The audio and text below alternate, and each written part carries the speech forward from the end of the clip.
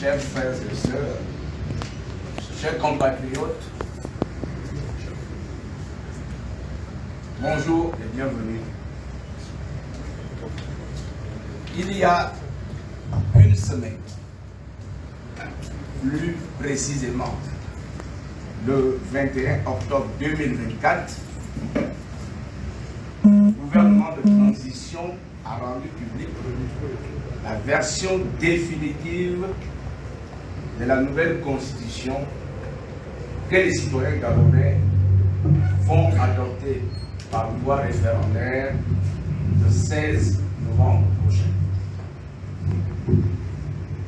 Jusqu'à cette date, c'est-à-dire celle du 21 octobre, nous n'en avions que des bribes.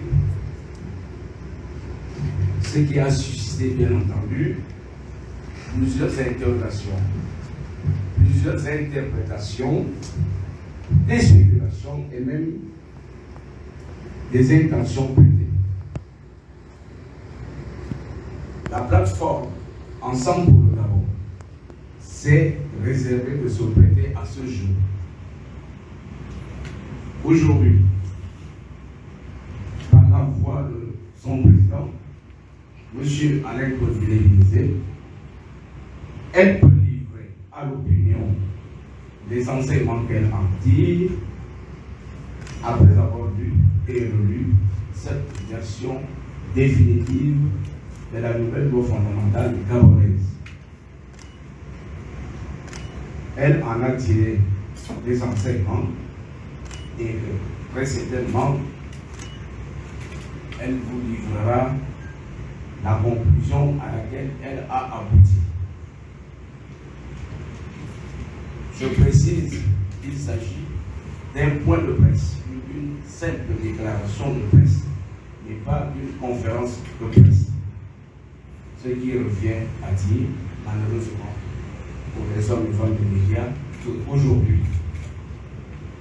vous n'allez pas vous prêter au traditionnel jeu questions-réponses.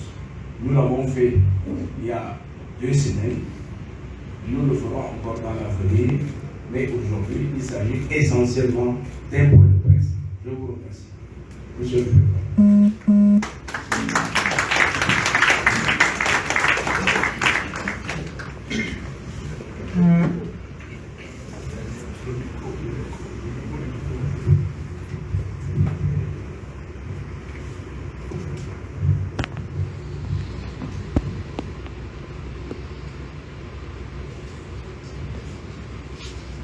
Merci.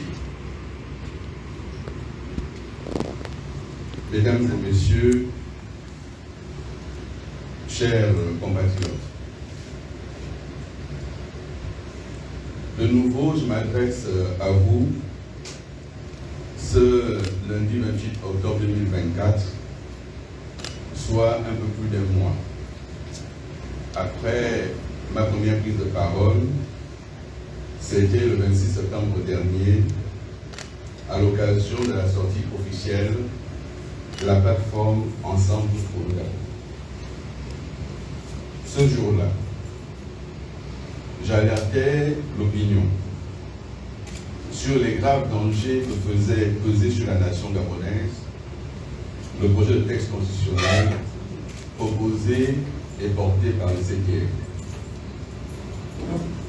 Si je prends la parole cette fois-ci, une semaine, jour pour jour, après la publication du texte présenté comme définitif, c'est pour vous dire que, comme nous le soupçonnions, le général président et ses compagnons ont tout osé. Ils ont franchi le Rubicon. En un mot, ils n'ont écouté personne, préférant à la faveur de quelques rafistolages de type cosmétique, garder dans son essence le pernicieux projet de constitution querellé.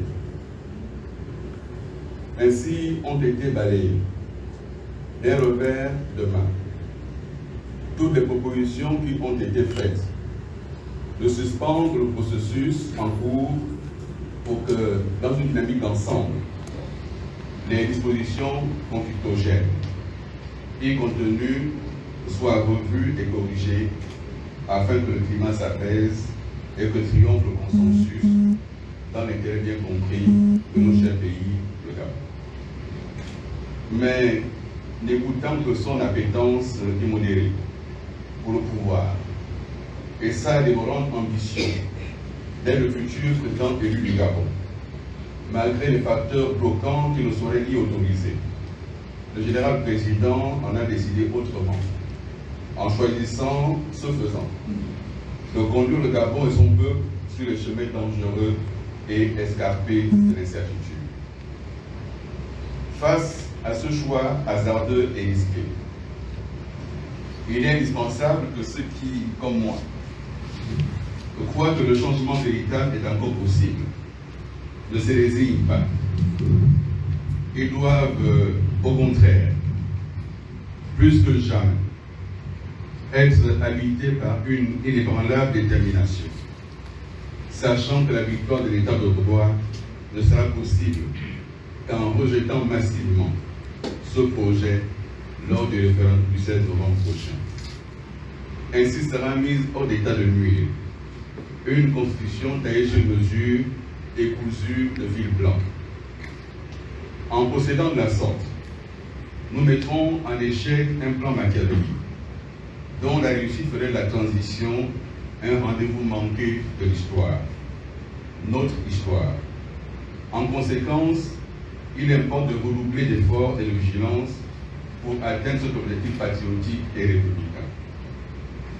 Mais avant que d'aller plus loin dans mon propos, il me semble judicieux d'indiquer à l'attention de tous et de chacun que depuis le coup d'État du 30 août 2023, le général président et ses compagnons, profitant d'enthousiasme souvent émotionnel, qui en a résulté et au fin de mieux tromper les Gabonaises et les Gabonais, essaient malicieusement de faire passer pour un coup de libération un acte qui, au regard de la loi, n'est rien d'autre qu'un crime imprescriptible contre le peuple gabonais dont les droits fondamentaux ont ainsi été violés. Chers compatriotes, que l'on ne s'y méprenne pas. En aucune façon, l'éruption des militaires sur la scène politique, même si elle s'est faite sans effusion de sang, ne saurait être tenue pour salvatrice, car un crime reste un crime. D'autant que l'action ainsi menée n'avait rien d'improvisé. Elle est plutôt arrangée.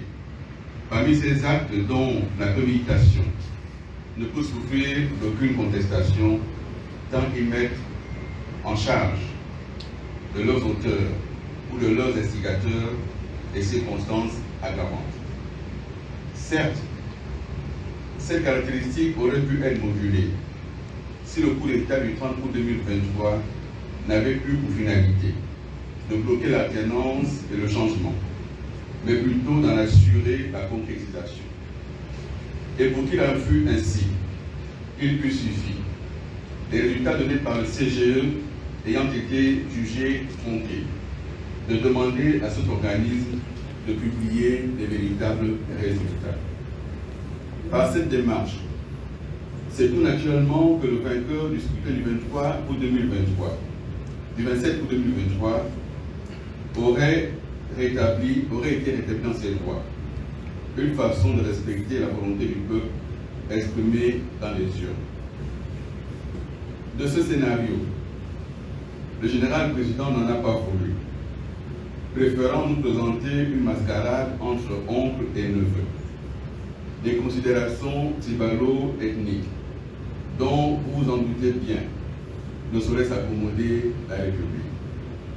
Or, il est évident que si la logique démocratique avait prévalu, le fauteuil présidentiel serait aujourd'hui occupé par une personne idoine, ce qui aurait témoigné de ce que l'armée, dans ses différentes composantes, aurait pleinement joué en circonstances son rôle de juge de paix.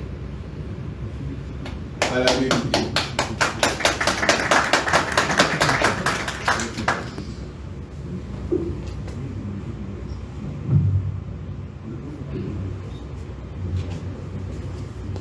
À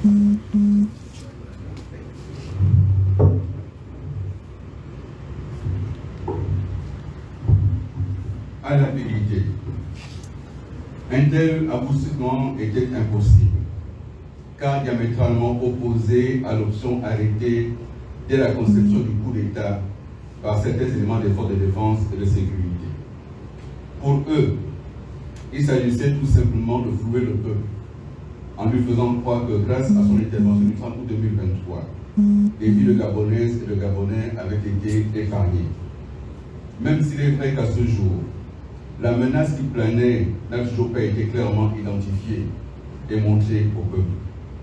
Autrement dit, les nommés du Gabon sont incapables de nous indiquer par qui et par quoi nous étions menacés, au point qu'ils avaient dû intervenir. Certains prétendent même avoir risqué leur vie, sans nous dire là non plus l'ennemi auquel ils ont dû faire face pour nous sauver. Devant ce silence ainsi affiché, faut-il croire que les sauveurs autoproclamés ont, comme par enchantement, oublié que les morts et les blessés qu'on a dénombrés lors du grand discours électoral n'ont jamais été le fait d'affrontements entre civils, d'où peut-être le mal qu'ils éprouvent à faire leur mea culpa, à mémoire de toutes les victimes. Chers compatriotes, en disant cela, mon intention n'est nullement de mettre en accusation qui que ce soit. Tel n'est pas mon rôle. Mon unique ambition est de rappeler aux auteurs et autres complices que le 30 août, nous étions tous dans le même bateau, obéissant tous au même chef. Encore que si nous, les politiques, pouvons être considérés par certains comme responsables, sans aucune preuve, certains hommes en armes, eux, pourraient symétriquement être considérés comme coupables. Et cette culpabilité, ils l'ont démontré avec le renversement d'Ali Bongo Ondimba, car pour ce faire, les responsables du coup d'État n'ont eu besoin d'obéir à aucun ordre, jusqu'à preuve du contraire. Ils ont agi par eux-mêmes, en soldats. Ils assument donc la plénitude de leurs agissements. Pour ma part, je ne m'y demeure pas. Et c'est au demeurant l'une des raisons pour lesquelles j'appelle à la mise en place d'une commission vérité, justice et réconciliation, avec au final une juste et légitime réparation aux victimes. Aujourd'hui, il est étonnant de constater, le régime étant plus le même, que les partisans zélés de cette demande d'hier n'en parlent plus aujourd'hui. Au vu des différentes séquences qui ont ponctué jusqu'alors le déroulement de la transition, il apparaît de manière incontestable que le coup d'État du 30 août 2023 n'est pas le flux du hasard. Il n'est rien d'autre qu'un vaste complot ourdi contre le Gabon et son peuple. En effet, en intervenant dans le champ politique, le général président savait pertinemment que le coup d'État qu'il était en train de perpétrer n'avait pas vocation à libérer le Gabon et son peuple, et qu'il relevait d'autres motivations qui consistaient en l'accompagnement, l'accaparement du pouvoir et à sa confiscation. Dans ce contexte, toutes les belles paroles qui ont entouré cet événement relevaient la rhétorique propre à ce type de situation. Il fallait flatter les Gabonaises et les Gabonais, et même la communauté internationale, afin qu'ils adhèrent à la prétendue nouvelle donne générée par l'acte posé le 30 août 2023.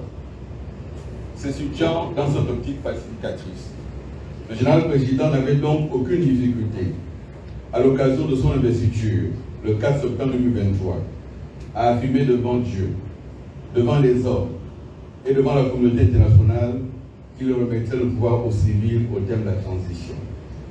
Pourtant, il savait très bien, au moment où il prononçait ces paroles, que cette promesse ne serait jamais tenue.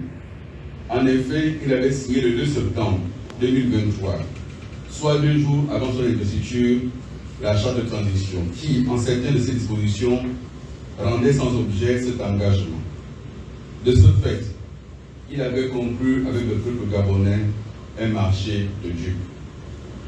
Ainsi, tout avait été programmé pour que le général président soit parmi les personnes participant à la transition, la seule à pouvoir briguer le suffrage des Gabonaises et des Gabonais. Cette vision est confirmée par la Constitution, aujourd'hui soumise à référendum.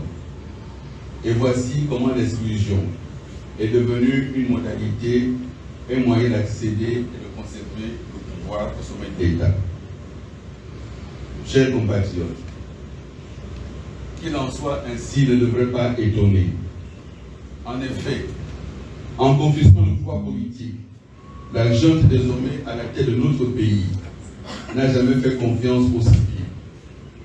Même s'ils ne se retrouvent pas au sein du même gouvernement, c'est la méfiance, voire la défiance, qui sont toujours de mise. N'est-ce pas la raison pour laquelle existe, malgré son absence de statut juridique, le CDRI, ce véritable gouvernement fantôme qui dirige le Gabon, avec la particularité que ses membres n'ont ni visage, ni nom. Et que dire de cet État dans l'État, disposant d'un budget qui lui est propre, sans que l'on sache quelles ressources l'alimentent. Dans tous les cas, dans le Gabon d'aujourd'hui, cette entité, c'est elle qui décide de tout. Du reste, sa prééminence a été tout récemment encore démontrée par son intervention dans l'examen du projet final de la Constitution. Et l'on peut nous faire croire qu'avec pareil manquement, c'est la légalité et la démocratie qui sortent grandis. Bien sûr que non. Il ne saurait en être ainsi.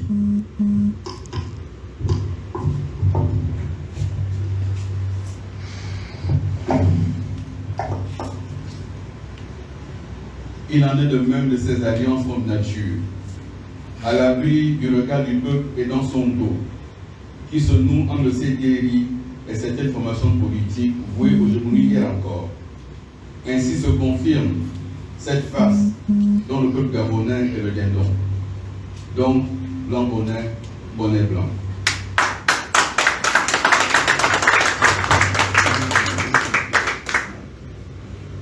Alors que le peuple ne laisse pas de se prendre par cette grossière illusion, il lui appartient d'y faire front en ce qu'elle est sans aucune équivoque la continuation de l'ancien régime auquel le CDRI avait pourtant pour mettre fin, à cause de sa dangerosité prétendue, mais dont il reproduit à ce jour, sans se forcer, les mêmes travers. Le nouveau monde que l'on nous présente pourrait être bien pire que l'ancien que nous avons quitté. Puisqu'ils ont été incapables de produire le changement attendu, il nous revient à nous, peuple gabonais, d'y pouvoir en disant massivement non au référendum du 16 novembre 2024. Nous ne nous abstenons pas. Il faut tous aller voter. Saisir cette occasion pour faire tomber les masques. Les masques commencent à tomber. Ceux qui hier se prétendaient opposants se votent aujourd'hui dans un oui sans explication. Nous disposons avec notre bulletin de vote de l'arme fatale pour les faire plier et les obliger à tenir compte de nos aspirations profondes pour un changement véritable. Chers compatriotes, comme vous pouvez l'imaginer, la plateforme Ensemble pour le Gabon, que j'ai l'honneur de présider, a pris le soin d'analyser, dans ses moindres détails, dans ses dits et ses non-dits, le projet de constitution porté par le CDRI et qui est marqué de son empreinte difforme. Pour nous, une constitution est avant tout l'acte sacré par lequel une nation définit ses principes, ses valeurs, son organisation étatique et institutionnelle, les règles du vivre ensemble harmonieux dans le cadre de lois et règlements, et respectueux des traités internationaux que s'est engagé à respecter son État. Chaque citoyen, au moment où la Constitution est élaborée, puis soumise à référendum, doit pouvoir disposer, en toute transparence, de tous les éléments éclairant son choix. Le contenu d'un projet de constitution est complexe et nécessite par conséquent pédagogie, transparence, tant dans son élaboration que dans sa présentation au peuple, pour permettre à celui-ci de participer en véritable débat national en toute connaissance de cause. Tel n'est pas le cas aujourd'hui. Le projet présenté par le CKRI n'a jamais fait l'objet d'une communication massive et transparente aux Gabonaises et aux Gabonais. Et qui va donc ce peuple gabonais de disposer que de 10 petits jours pour comprendre et se décider sur un texte qui va engager son avenir, sa vie, la vie de ses enfants et de ses petits-enfants. En vérité, le CKRI et ses alliés ont préféré la dissimulation, la perfidie et la tromperie pour faire valider au peuple, dans un simulacre de référendum, une constitution dont le contenu est sans âme et ne vise qu'à confisquer le pouvoir. Pour notre part, si nous pouvons considérer qu'en effet, la limitation des mandats est une avancée démocratique significative, elle ne saurait à elle seule conduire à valider ce projet car il subsiste encore trop de dispositions discriminatoires et antidémocratiques qu'il nous faut rejeter en bloc. De quoi s'agit-il? 1. Inscrire dans la Constitution que le peuple gabonais est porté par l'esprit du 30 août 2023 est une aberration. Nous disons non. Le peuple gabonais ne peut pas inscrire dans sa Constitution un acte qui est un crime contre le pays, un crime contre ses institutions, un acte considéré comme criminel par les lois nationales et internationales. Nous rejetons toute inscription du 30 août dans la Constitution. Le Gabon possède le 17 août comme fête de l'indépendance, ça suffit.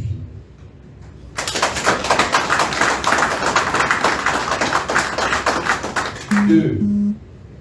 Demander l'amnistie pour les auteurs du coup d'État et leurs complices est tout aussi inacceptable, car cela reviendrait à effacer par avance d'éventuels crimes et délits sans en connaître ni l'ampleur ni le nom de leurs auteurs.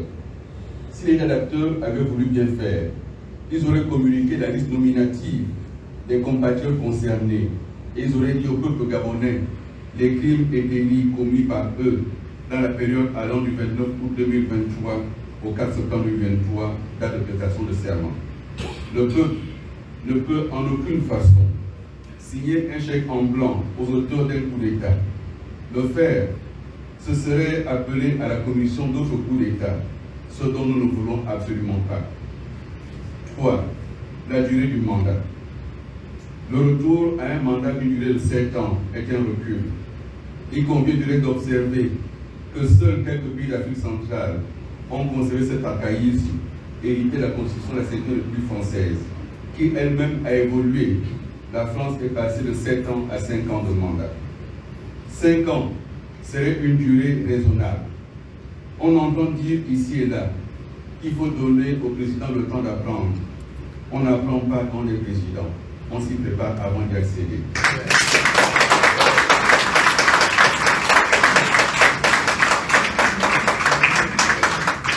Par ailleurs,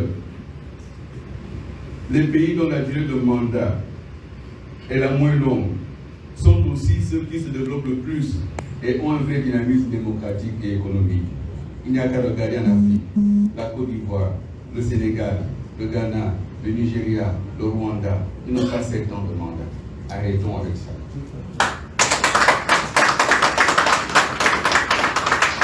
4. Une excessive concentration des pouvoirs qui dépasse de loin et de très loin tout ce que le Gabon a connu à ce jour. Cette constitution, c'est l'absolutisme.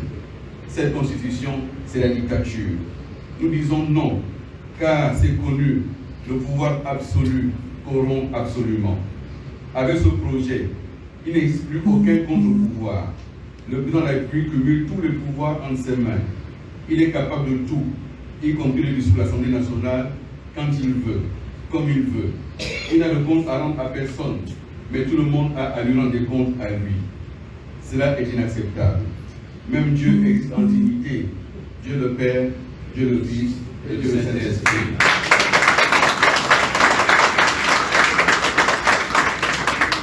Tous ces pouvoirs entre les mains d'un seul homme ne peuvent que conduire à des dérives et à la dictature. Nous disons non. Non, ce projet conserve des dispositions discriminatoires dans les conditions d'éligibilité notamment. En effet, si l'on peut noter la prise en compte de certaines dispositions du Code de la nationalité, on déplore cependant certaines exigences qui visent à discriminer et à écarter de la course certains compatriotes. Il en est ainsi de ceux qui ont le malheur d'épouser un étranger ou une étrangère.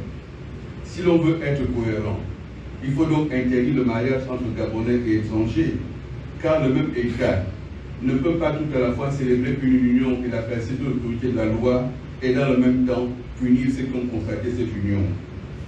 Et que dire de l'exclusion fondée sur l'âge et sur le handicap, sinon qu'il s'agit d'une violation même de la Constitution, car ces limitations contredisent le droit reconnu à chaque électeur d'être en même temps éligible. Par ailleurs,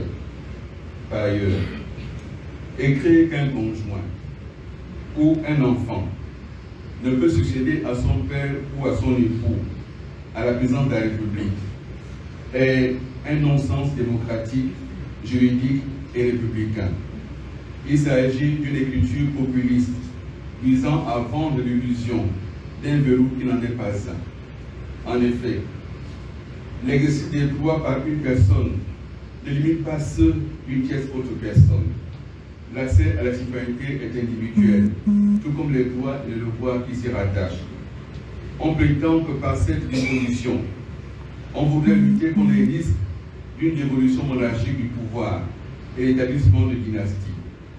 Si tel est réellement l'objectif, quid des neveux, quid des cousins, quid des oncles, quid des beaux-frères, quid des belles-sœurs, quid de toute autre personne de son ethnie ou de son village? Est-ce qu'il ne s'agit pas là de parents dont l'arrivée au pouvoir conduirait elle aussi à des dynasties? Car il peut exister des branches dans une même dynastie.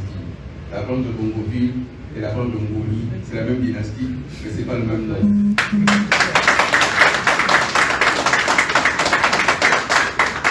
Nous disons non.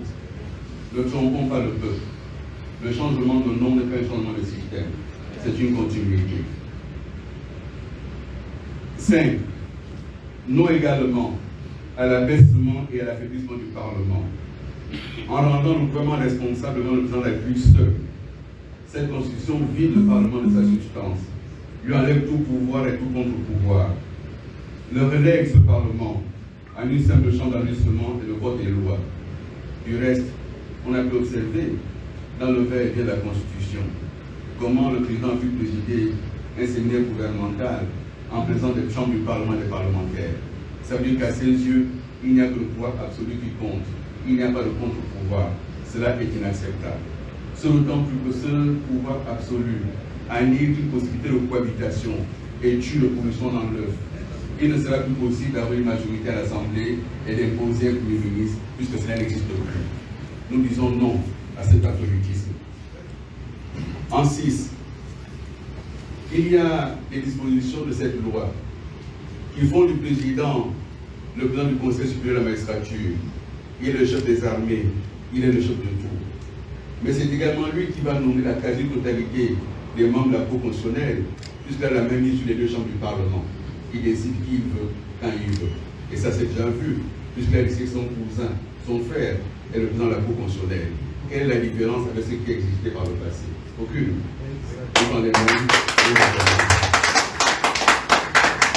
Le reste n'est qu'habillage lorsque l'on sait le poids de la Cour constitutionnelle dans l'organisation de l'élection présidentielle et dans la validation des lois. Ce d'autant plus que, chers compatriotes, le président se donne le droit de ne pas accepter une loi modifiée par le Parlement. Il contraindra le Parlement à voter la loi telle que lui l'aura décidé et à promulguer ce qu'il veut. Ça veut dire qu'il y a un abaissement total du pouvoir. C'est de l'absolutisme, c'est de la dictature, c'est inacceptable. En 5e lieu, et on aura bientôt terminé, le service militaire obligatoire. Quelle guerre préparons-nous?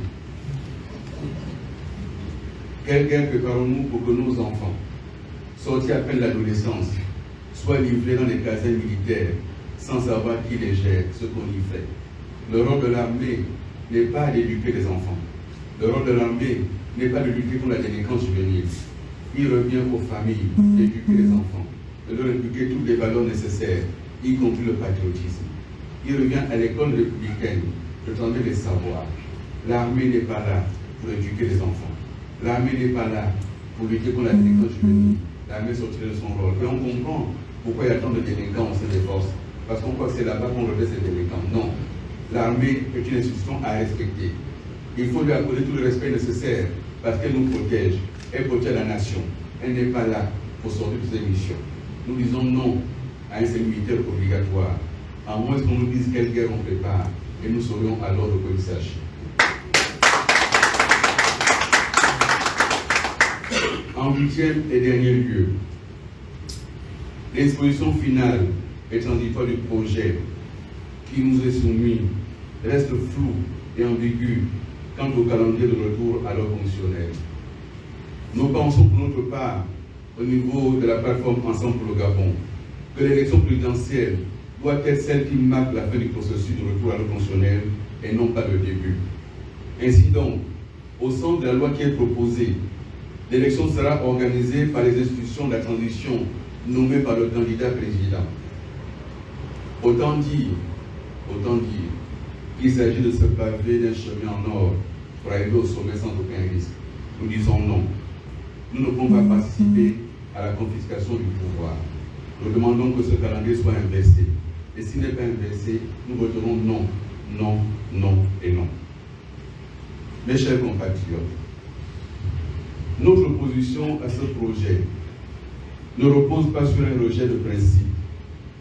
Il y a encore trop de contradictions, trop de dispositions discriminatoires et dangereuses politiques de la société gabonaise. Et les quelques modifications cosmétiques qui ont été apportées ne modifient ni l'esprit ni la lettre de départ. Un projet qui est dangereux, un projet qui est mauvais, un projet qui exclut au lieu de rassembler. Nous le rejetons massivement. Depuis le début des débats sur ce projet unique et mortifère, les partisans du oui parlent de tout, sauf du contenu du texte. Ils appellent à voter oui pour soutenir le CTRI. Cependant, il n'existe aucun rapport entre le soutien au CTRI et le débat sur la Constitution. Le CTRI est un organe accidentel et éphémère, mais la Constitution, elle est permanente. Elle est là pour tracer les lignes directrices qui vont déterminer notre vivre ensemble, qui vont dire quelle gouvernance pour notre pays et offrir à notre nation une âme, l'âme qui doit la guider. Non, n'échangeons pas nos libertés contre le béton sur nos routes. Non, ne vendons pas nos droits pour quelques avantages du moment. Non, n'hypothéquons pas l'avenir de nos enfants pour prendre quelques billets de banque pendant la campagne, car il va circuler beaucoup d'argent et il en circule déjà pour acheter les consciences. Nous avons procédé ainsi depuis 60 ans et nous avons le résultat aujourd'hui. Ruine et désolation. Mes chers compatriotes, certains prétendent que dire oui, c'est sortir de la transition. Oui, nous aussi, nous voulons sortir de la transition, mais du bon côté de l'histoire. Nous refusons d'entrer consciemment dans cette dictature que l'on veut nous imposer.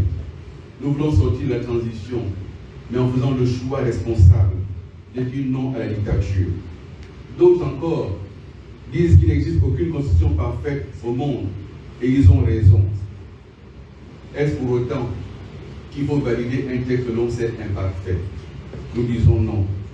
Nous ne pouvons pas valider un texte imparfait. Ce texte est à reprendre. Tout est à reprendre dans ce texte.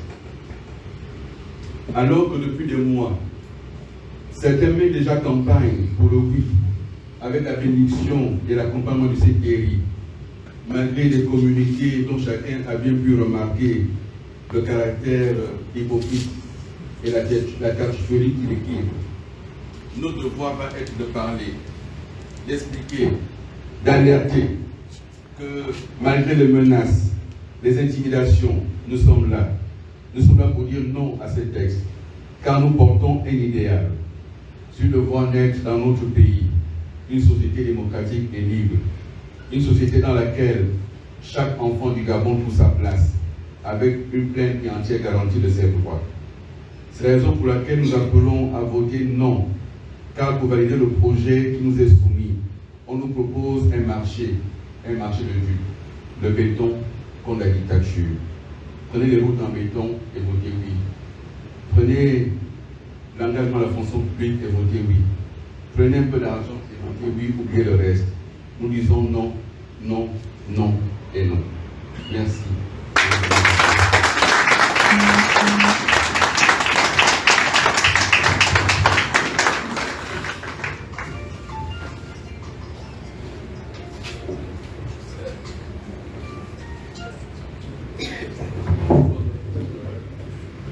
Il a été